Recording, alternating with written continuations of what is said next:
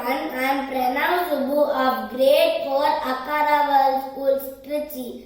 Today I am going to present my hands-on science activity on the topic Clean Chemistry, the Science of Soap Making. Can you believe that this soap is been made by me? Soap making is both an art and a science. The chemical process of soap making is called saponification. It can be prepared in huge quantities in factories or can be done at home. I would like to share my experience of soap making and also explain the science behind the cleansing property of the soap. There is a myth in the soap making industry that soap can be made organically without the use of chemicals. It is not true. In order to make soap, lye has to be used. That is the definition of soap. An alkali combines with the fat and makes soap. Let us get back a little on the history of the evolution of soap. It's not clear who first invented soap. The earliest recorded evidence of the production of soap-like materials dates back around 2800 BC in ancient Babylon. A formula for soap consisting of water, alkali and cassia oil was written on a Babylonian clay tablet around 2200 BC. There is a popular belief about how the Romans learned to make soap, which involved the tradition of sacrificing animals on Mount Subbu. Fats from the burnt animal flesh mixed with the ashes from the fires and rennet mixed with the rainwater. A substance was formed that had useful properties including the ability to clean surfaces. Chemists now refer to the chemical reaction for making soap as saponification in honor of the discovery on Mount Subbu. Hence, saponification is a process by which an alkaline base reacts with fatty acids to produce soap. Now, let me explain the science behind the cleansing property of soap. While one end of the soap molecules love water, they are hydrophilic. The other end of the soap molecules hate water. They are hydrophobic. Hydrophobic ends of soap molecules are attached to the oil. This is how soap cleans your hand. It causes drops of grease and dirt to be pulled off your hands and suspended in the water. To explain the process of saponification, we need to know the glossary of terms related to it. The terms are base, fatty acid, lye, trace, cure.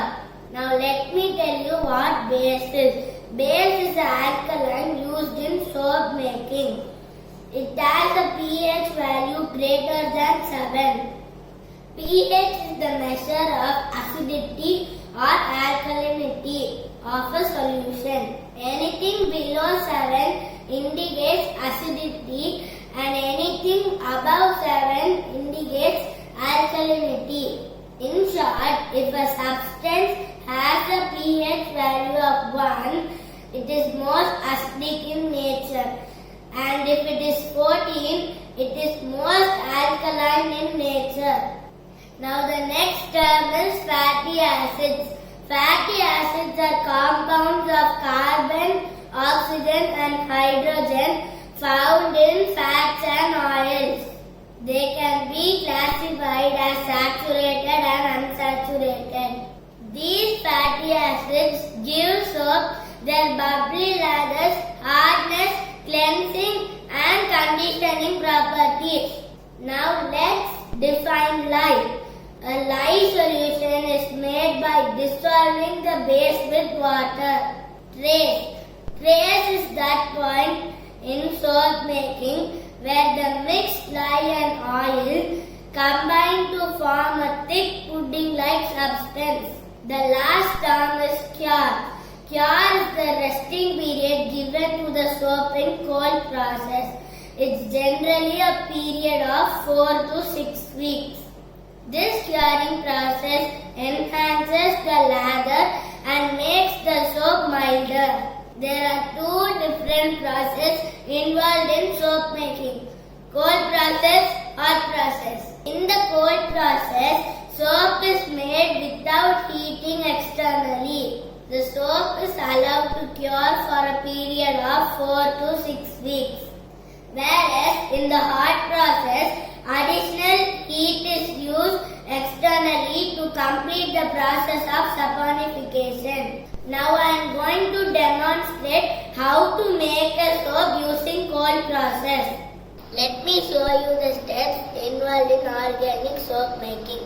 The things required are glass beaker, glass stirrer rod, strainer, weighing machine, soap mold, gloves, goggles, litmus paper for testing pH value. Now let me tell you the required ingredients. Oil or fat, pure coconut oil 100 grams. Base. The base is sodium hydroxide. It is also called caustic soda. I have taken 16.5 grams. Water 38 grams. Essential oil for fragrance. It's optional. 5 drops can be added. A note of precaution. Light preparation should be done in a well-ventilated open area under an adult supervision. Handle the glass items with care. Do not use any other metals for the experiment. Now let's get into the procedure. Measure the ingredients by weight with the weighing scale. First, let's make the lye. Never add water to sodium hydroxide. The golden rule is add sodium hydroxide to water. This mixing will also cause an exothermic reaction. This means that the heat is given off as a byproduct. The lye mixture will become cloudy and may give off fumes. Do not inhale these fumes.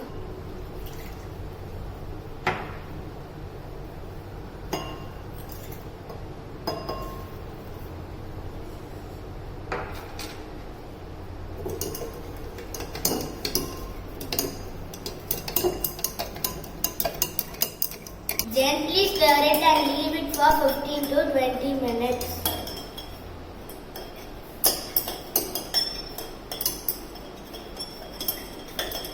The lye will become clear and transparent. If you find some impurities, use a strainer to filter.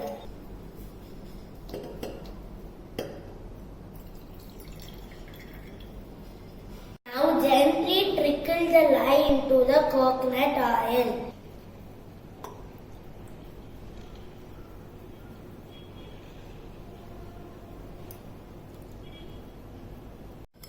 Stir continuously to emulsify. Keep stirring till the trace is formed. This could take 30 to 40 minutes. Now you can see the trace is formed.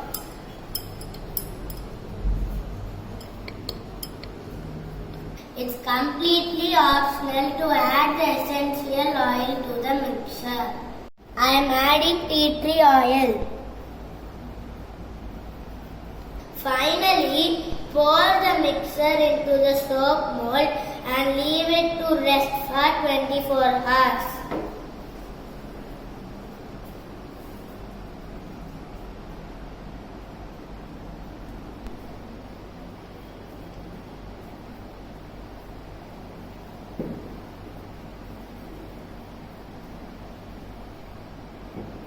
It's more than 24 hours. Now I am going to unmold it.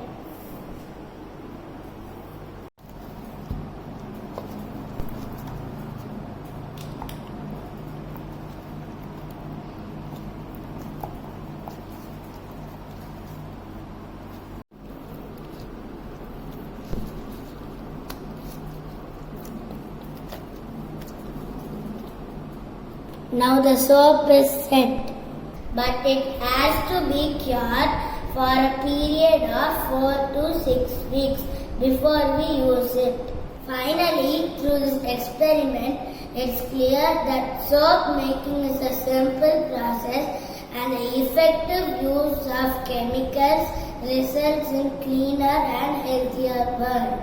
I was amazed to know that 1.4 million deaths can be prevented every year by hand washing with soap. And the aim of my experiment is to prove that chemicals clean effectively without causing harm. Let me show you the pH value of this soap with the litmus test.